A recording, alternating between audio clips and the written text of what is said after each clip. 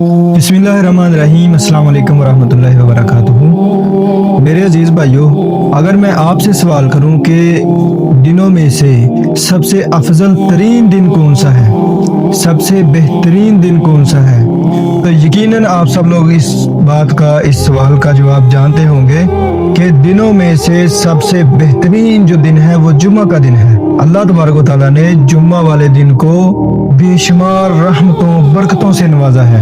अल्लाह के नबी हज़रत मोहम्मद सल्लल्लाहु अलैहि वसल्लम इरशाद फरमाते हैं, सही मुस्लिम में हदीस है 1977 नंबर हदीस, बेहतरीन दिन जिसमें सूरज तुलू होता है वो जुम्मा का दिन है।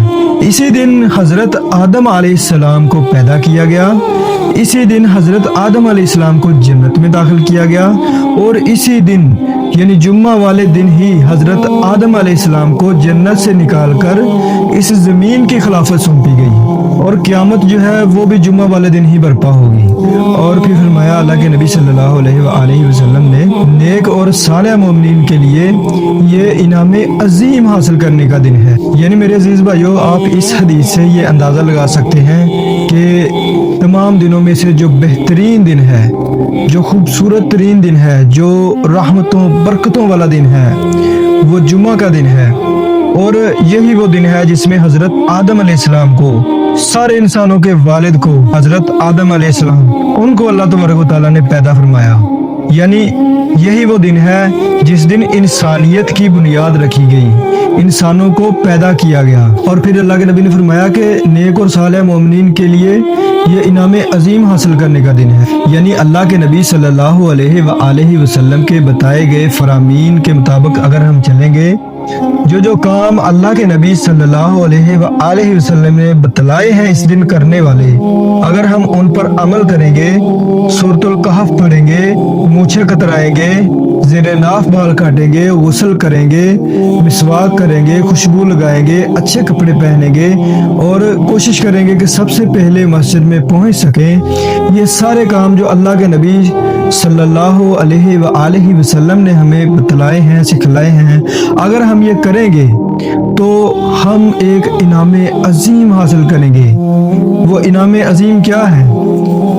हम जन्नत के हकदार बन जाएंगे, अल्लाह तबारक व तआला हमारे पिछले गुनाह मुआफ़ कर देगा।